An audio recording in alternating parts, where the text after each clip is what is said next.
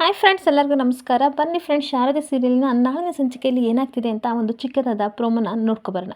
ಅದಕ್ಕೂ ಮುಂಚೆ ಯಾರೆಲ್ಲ ನನ್ನ ವಿಡಿಯೋ ನೋಡ್ತಾ ಇದ್ದೀರಾ ಅವರೆಲ್ಲ ಫೋಟೋದೊಂದು ಲೈಕ್ ಮಾಡಿ, ಹಾಗೆ ಸಬ್ಸ್ಕ್ರೈಬ್ ಆಗೋದನ್ನು ಮರಿಬೇಡಿ. ಬನ್ನಿ ಫ್ರೆಂಡ್ಸ್, ಸ್ಟಾರ್ಟ್ ಮಾಡೋಣ. ಫ್ರೆಂಡ್ಸ್, ಇಲ್ಲಿ ಮೊದಲಿಗೆ ಸಿದ್ದು ಎಕ್ಸಸೈಸ್ ಮಾಡ್ತಾ ಇರ್ತಾನೆ. ಆ ಕಡೆ ದೀಪು ಪುಟ್ಟ ಬಂದು ಅವ್ನು ಹೇಗೆ ಮಾಡ್ತಾನೆ ಅದೇ ರೀತಿ ಎಕ್ಸಸೈಸ್ ಮಾಡಿ ಇಮಿಟೇಟ್ ಮಾಡ್ತಿರ್ಬೇಕಾದ್ರೆ ಈ ಕಡೆ ಸಿದ್ದು ಕೇಳ್ತಾ ಇರ್ತಾನೆ, ಏನು ಪುಟ್ಟ, ನಾನು ಎಕ್ಸಸೈಸ್ ಏನು ಮಾಡ್ತೀನಿ ಅದೇ ರೀತಿ ಮಾಡಿ ನನ್ನ ಇಮಿಟೇಟ್ ಮಾಡ್ತಿದ್ಯಾ ಅಂದಾಗ, ಹೌದು ನಾನು ತುಂಬ ಎಕ್ಸಸೈಸ್ನ ಮಾಡ್ತೀನಿ, ನಿನಗಿಂತ ನಾನು ತುಂಬ ಸ್ಟ್ರಾಂಗ್ ಆಗಿದ್ದೀನಿ ಅಂತ ಹೇಳ್ತಾ ಇರಬೇಕಾದ್ರೆ, ಆ ಥರ ಏನಿಲ್ಲ ಆಯಿತಾ, ನೋಡು ನೀನು ಸುಮ್ಮನೆ ಬಿಡಲ್ಲ ಅಂತ ಅನ್ಬೇಕಾದ್ರೆ, ಬಾ ಸಿದ್ದು ನೋಡೋಣ, ನನ್ನನ್ನು ಹಿಡಿ ಆಯಿತಾ, ನಾನು ನಿನ್ನ ಕೈಗೆ ಸಿಗಲ್ಲ, ನೀನು ಸೋಲ್ತೀಯ ಅಂತ ಹೇಳ್ತಾ ಇರಬೇಕಾದ್ರೆ, ಹೌದಾ ಈ ಸಿದ್ದು ಸೋಲೋ ಮಾತೇ ಇಲ್ಲ, ಯಾವ ಡಿಕ್ಷನರಿ ಇಲ್ಲ, ನಿನ್ನನ್ನು ಹಿಡಿತೀನಿ ಅಂತ ದೀಪು ಪುಟ್ಟ ಜೊತೆ ಆಟ ಆಡ್ಕೊಂಡು ಹಾಗೆ ಹಿಡ್ಕೊಂಡು ಹೋಗ್ತಾ ಇರಬೇಕಾದ್ರೆ, ಈ ಕಡೆ ಶಾರದಾ ಬಂದು ಏನು ಮಾಡ್ತಾ ಇದ್ದೀರಾ ಅಂದ್ಬಿಟ್ಟು, ದೀಪು ನಿಲ್ಲು ಅಂತ ಅವಳು ಸಹ ಹಿಡ್ಕೊಳಕ್ಕೆ ಹೋದಾಗ ಇಬ್ಬರು ಡ್ಯಾಶ್ ಹೊಡೆದ್ಬಿಡ್ತಾರೆ.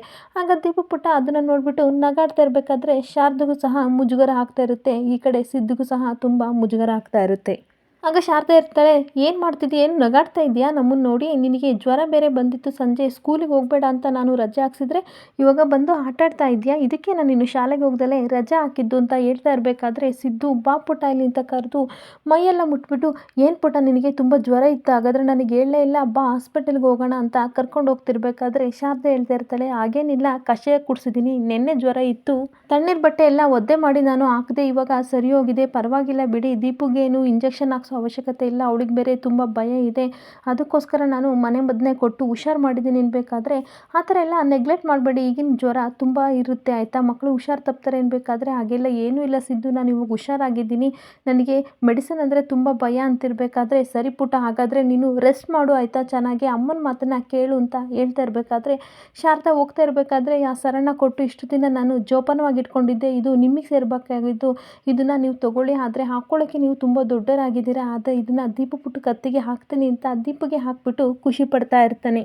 ಆ ಸರನ ನೋಡಿ ಶಾರದಾಗೂ ಸಹ ತುಂಬ ಖುಷಿಯಾಗಿ ತನ್ನ ಅಪ್ಪನ ಹಳೆ ನೆನಪುಗಳೆಲ್ಲ ನೆನಪಾಗ್ತಾ ಇರುತ್ತೆ. ಆವಾಗ ಈ ಕಡೆ ಸಿದ್ದು ಅದನ್ನು ನೋಡಿಬಿಟ್ಟು, ಅವತ್ತೇನಾಯಿತು ಗೊತ್ತಾ, ನಿಮ್ಮ ಅಪ್ಪಾಜಿ ಅವ್ರನ್ನ ನಾನು ಸಾಯಿಸಿಲ್ಲ ಅಂತ ನಿಜ ಹೇಳೋಕ್ಕೆ ಅಂತ ಹೋಗ್ತಾ ಇರಬೇಕಾದ್ರೆ, ಅಷ್ಟೊತ್ತಿಗೆ ಜಲಜೆ ಬಂದುಬಿಟ್ಟು, ಬನ್ನಿ ಎಲ್ಲರೂ ಮನೇಲಿ ಕರ್ತಾ ಇದ್ದಾರೆ ತಿಂಡಿಗೆ ಅಂತ, ಬನ್ನಿ ಸಿದ್ಧಾರ್ಥ ಅವ್ರೆ ಅಂತ ಕರೆದಾಗ ಸಿದ್ದು ತಿಂಡಿಗೆ ಅಂತ ಹೊರಟೋಗ್ತಾ ಇರ್ತಾನೆ.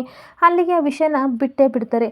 ಇನ್ನೊಂದು ಕಡೆ ಮನೆಯವರೆಲ್ಲರೂ ಸಹ ತಿಂಡಿಗೆ ಅಂತ ಬರ್ತಾ ಇರಬೇಕಾದ್ರೆ ದೀಪು ಪುಟ್ಟ ಕೇಳ್ತಾ ಇರ್ತಾಳೆ, ನಾನು ತಿಂಡಿನ ರೆಡಿ ಮಾಡಿ ಡೈನಿಂಗ್ ಟೇಬಲ್ ಹತ್ರ ಇಡ್ತೀನಿ ಅಂತ ಜಲಜೆ ಹತ್ರ ಕೇಳಬೇಕಾದ್ರೆ ಜಲಜೆ ಹೇಳ್ತಾ ಇರ್ತಾಳೆ, ಅದೆಲ್ಲ ಏನು ಬೇಡ ಪುಟ್ಟ ಆಯಿತಾ, ಕೈ ಜಾರಿ ಬಿದ್ದರೆ ತಿಂಡಿನೂ ವೇಸ್ಟ್ ಆಗೋಗುತ್ತೆ, ಅದ್ರ ಬದಲು ನೀನು ಅಚ್ಚುಕಟ್ಟಾಗಿ ತಿಂಡಿ ತಿಂದರೆ ಅಷ್ಟೇ ಸಾಕು ಅಂತ ಹೇಳ್ಬೇಕಾದ್ರೆ, ಅಮ್ಮ ನೋಡಮ್ಮ ಯಾವ ಥರ ಜಲಜಕ್ಕ ಅಂತಾರೆ ಅನ್ಬೇಕಾದ್ರೆ, ಈ ಕಡೆ ಶಾರದಾ ದೀಪು ಪುಟ್ಟಗೊಂದು ಮುತ್ಕೊಟ್ಟು ಅವಳು ಹೇಳಿದ್ದೆ ಕರೆಕ್ಟ್ ಅಂತ ಹೇಳ್ತಾ ಇರ್ತಾಳೆ. ಇನ್ನೊಂದು ಕಡೆ ತಾತ ಶಿವನಾರಾಯಣ ಅವರು ಬಂದ್ಬಿಟ್ಟು ಹೇಳ್ತಾ ಇರ್ತಾರೆ, ತಿಂಡಿ ರೆಡಿನ ಅಂದಾಗ, ಹ್ಞೂ ತಾತ ತಿಂಡಿ ಎಲ್ಲ ರೆಡಿ ಇದೆ ಅಂದಾಗ, ಒಳ್ಳೆ ಚಿನ್ಕುರುಳಿ ನೀನು ಅಂದ್ಬಿಟ್ಟು, ಬನ್ನಿ ಎಲ್ಲರೂ ಅಂತ ತಿಂಡಿ ಕರಿತಾ ಇರ್ತಾರೆ. ಎಲ್ಲರೂ ಸಹ ದಶರಥ, ಸುಮಿತ್ರಾ, ವಿಮಲಾ ಎಲ್ಲರೂ ಸಹ ಟಿಫನ್ಗೆ ಅಂತ ಬರ್ತಾರೆ. ಈ ಕಡೆ ಜ್ಯೋತಿಕನು ಬಂದು ಕೂತ್ಕೊಂಡು ಒಂದು ಚೇರ್ನ ಸಿದ್ದುಗೋಸ್ಕರ ಇಟ್ಕೊಂಡು ಕಾಯ್ತಾ ಇರ್ತಾಳೆ. ಆದರೆ ಸಿದ್ದು ಮಾತ್ರ ಆ ಚೇರಲ್ಲಿ ಕೂರೋದೇ ಇಲ್ಲ. ಹಾಗೆ ನಿಂತ್ಕೊಂಡಾಗ ದಶರಥ ಹೇಳ್ತಾನೆ, ಇಲ್ಲಿಗೆ ಬಾ ಸಿದ್ದು ಅಂದಾಗ ತನ್ನ ಪಕ್ಕ ಕೂರಿಸ್ಕೊತಾನೆ. ಈ ಕಡೆ ಸಿದ್ದುಗೆ ತುಂಬ ಬೇಜಾರು ಆಗ್ತಿರುತ್ತೆ. ಆದರೆ ಜ್ಯೋತಿಕಾ ಮಾತ್ರ ಸಿದ್ದುನ ನೋಡಿ ಹಾಗೆ ಗುರಾಯಿಸ್ತಾ ಇರ್ತಾಳೆ. ಇನ್ನೊಂದು ಕಡೆ ಪಾರಿಜಾತನ ಸಹ ತಿಂಡಿಗೆ ಬಂದು ಚೇರ್ ಖಾಲಿ ಇರೋದನ್ನ ನೋಡಿ ಅವಳೇ ಜ್ಯೋತಿಕಾ ಪಕ್ಕ ಕೂತ್ಕೊಬಿಡ್ತಾಳೆ. ಹಾಗೆ ಎಲ್ಲರೂ ತಿಂಡಿ ತಿಂತಾ ಇರಬೇಕಾದ್ರೆ ಸಿದ್ದು ಹೇಳ್ತಾನೆ, ಬಾ ಪುಟ್ಟ ಅಂತ ದೀಪನ ಕರೆದ್ಬಿಟ್ಟು, ನೋಡು ಇವತ್ತು ನಾನೇ ನನ್ನ ಕೈಯಾರ ನನ್ನ ಫ್ರೆಂಡಿಗೆ ತಿಂಡಿ ತಿನ್ನಿಸ್ತೀನಿ ಅನ್ಬೇಕಾದ್ರೆ, ಈ ಕಡೆ ದೀಪು ಪುಟ್ಟಗೆ ತುಂಬ ಖುಷಿಯಾಗಿ, ಏನು ಫ್ರೆಂಡ್ ನೀನೇ ತಿನ್ನಿಸ್ತೀಯಾ ಅಂತನ್ಬೇಕಾದ್ರೆ, ಹೌದು ನಾನೇ ತಿನ್ನಿಸ್ತೀನಿ ಅಂತ ಹೇಳ್ತಾನೆ. ಆಗ ಸರಿ ಆಯಿತು ತಿನ್ನಿಸು ಅಂದಾಗ ಖುಷಿಪಟ್ಟು ಸಿದ್ದು ದೀಪು ಪುಟ್ಟಗೆ ತಿಂಡಿ ತಿನ್ನಿಸೋದನ್ನು ಎಲ್ಲರೂ ನೋಡಿ ಖುಷಿ ಪಡ್ತಾ ಇರ್ತಾರೆ. ಆದರೆ ಪಾರಿಜಾತ ಮತ್ತು ಜ್ಯೋತಿಕಾ ಮಾತ್ರ ತುಂಬ ಹೊಟ್ಟೆ ಉರ್ಕೊಂಡು ಕೋಪ ಮಾಡಿಕೊಂಡು ಹಾಗೆ ದೀಪು ಪುಟ್ಟನ ಗುರಾಯಿಸ್ತಾ ಇರ್ತಾರೆ. ಹಾಗೆ ಎಲ್ಲ ತಿಂಡಿ ತಿನ್ನಬೇಕಾದ್ರೆ ನಾನೊಂದು ವಿಷಯ ಹೇಳಬೇಕು ಆಯಿತಾ, ನಾನು ಅಪ್ಪನ ಜೊತೆ ಇದನ್ನು ಮಾತಾಡಿದ್ದೀನಿ ಅಂತ ದಶರಥ ಹೇಳ್ತಾ ಇರ್ತಾನೆ. ಏನು ಗೊತ್ತಾ, ನಾನು ಇಷ್ಟು ದಿನ ತಪ್ಪಾಗಿ ತಿಳ್ಕೊಂಡಿದ್ವಿ, ಲ್ಯಾಪ್ಟಾಪ್ ಯಾರು ಕಳೆದೋಗಿದ್ದಾರೆ ಅಂತ ಗೊತ್ತಿಲ್ಲ, ಆದರೆ ಇದಕ್ಕೆ ಇವತ್ತು ಎಲ್ಲ ಸಹ ಇತ್ಯರ್ಥ ಮುಗಿದೋಗಿದೆ, ಇದಕ್ಕೊಂದು ಸೊಲ್ಯೂಷನು ಸಿಕ್ಕಿದೆ, ಲ್ಯಾಪ್ಟಾಪ್ ಕಳೆದಿರೋದು ಸಿದ್ದು ಅಲ್ಲ, ಏನೋ ಅಕಸ್ಮಾತಾಗಿ ಶಾರದನಿಂದ ಕೈತಪ್ಪೋಗಿದೆ ಅಂತ ಗೊತ್ತಾಯಿತು.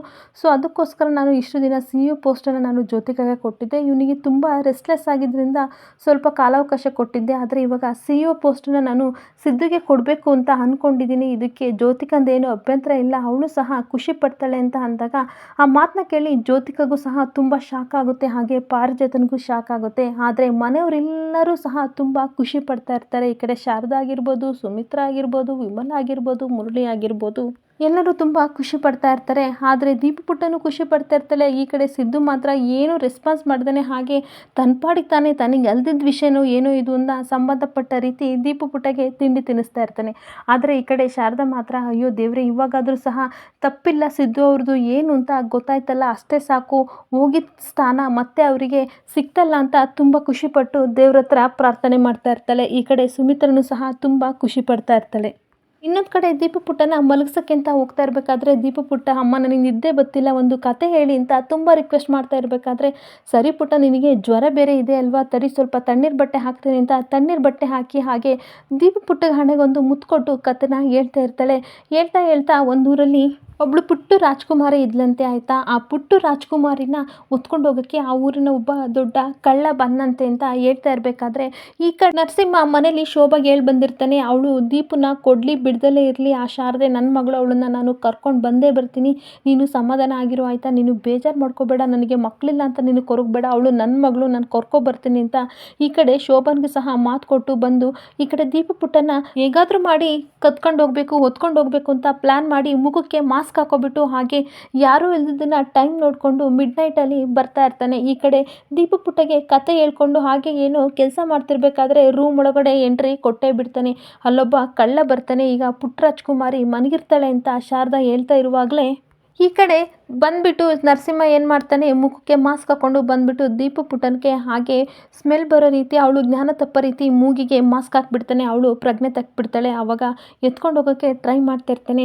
ಈ ಕಡೆ ಕತೆನೂ ಸಹ ಅದನ್ನೇ ಹೇಳ್ತಾ ಇರ್ತಾಳೆ, ಒಬ್ಬ ರಾಕ್ಷಸ ಬಂದ್ಬಿಟ್ಟು ಎತ್ಕೊಂಡು ಹೋಗ್ತಾನೆ ಈಗ ಪುಟ್ಟ ರಾಜ್ಕುಮಾರಿ ಅಂತ ಅಂದಾಗ ದೀಪು ಕತೆ ಕೇಳ್ತಾಳೋ ಹಾಗೆ ಮಾತಾಡ್ದಾನೆ ಸೈಲೆಂಟ್ ಆಗಿಬಿಡ್ತಾಳೆ. ಆವಾಗ ಇದೇನು ತನ್ನ ಮಗಳು ಏನು ಮಾತಾಡ್ತಾ ಇಲ್ವಲ್ಲ ಅಂತ ಬಂದು ನೋಡಿದರೆ ಅಲ್ಲಿ ದೀಪು ಪುಟ್ಟ ಇರೋದಿಲ್ಲ. ಅಷ್ಟೊತ್ತಿಗೆ ಇವನು ಕಿಡ್ನಾಪ್ ಮಾಡ್ಕೊಂಡು ಕರ್ಕೊಂಡು ಹೋಗ್ತಾ ಇರ್ತಾನೆ. ಈ ಕಡೆ ಶಾರದಾ ಓಡ್ ಬರ್ತಾಳೆ, ಯಾರು ಅದು, ನಿಲ್ಲಿ ನಿಲ್ಲಿ, ನಾನು ದೀಪು ಪುಟ್ಟನೇ ಕರ್ಕೊಂಡು ಹೋಗ್ತಿದ್ದೀರಾ, ಪ್ಲೀಸ್ ಬಿಟ್ಬಿಡಿ ಅಂತ ಎಷ್ಟೇ ಕೇಳಿದ್ರು ಸಹ ಈ ಕಡೆ ಬಿಡೋದೇ ಇಲ್ಲ. ಹಾಗೆ ಹೊರಗಡೆ ಬಂದಾಗ ಕಿಡ್ನಾಪ್ ಮಾಡ್ತಾ ಇರೋದು ನರಸಿಂಹ ಅಂತ ಗೊತ್ತಾಗಿ ಅವಳಿಗೂ ಸಹ ತುಂಬ ಶಾಕ್ ಆಗಿ, ಬಿಟ್ಬಿಡು ನನ್ನ ಮಗಳನ್ನ ಎಲ್ಲೂ ಕರ್ಕೊಂಡು ಹೋಗಬೇಡ ಅಂತ ಕಾರ್ಡ್ ಬೇಡ್ತಾ ಇದ್ರು ಸಹ ಅವಳನ್ನ ಧೂಕ್ಬಿಟ್ಟು ಹಾಗೆ ಕಿಡ್ನಾಪ್ ಮಾಡಿಕೊಂಡು ದೀಪು ಪುಟ್ಟನ ಕರ್ಕೊಂಡು ಹೋಗೇ ಬಿಡ್ತಾನೆ. ಈ ಕಡೆ ಶಾರದೆ ಏನು ದೋಚದೆ ಕಂಗಾಲಾಗಿ ದೀಪು ಪುಟ್ಟನ ನೆನೆಸ್ಕೊಂಡು ಕಣ್ಣೀರು ಹಾಕೊಂಡು ಬಿದ್ದೋಗ್ಬಿಡ್ತಾಳೆ. ಇಲ್ಲಿಗೆ ಈ ಸಂಚಿಕೆ ಮುಕ್ತಾಯವಾಗ್ತಿದೆ. ಈ ವಿಡಿಯೋ ಇಷ್ಟ ಆದರೆ ಪುಟ್ಟದೊಂದು ಲೈಕ್ ಮಾಡಿ ಫ್ರೆಂಡ್ಸ್, ಹಾಗೆ ಫಾಲೋ ಮಾಡಿ. Thank you.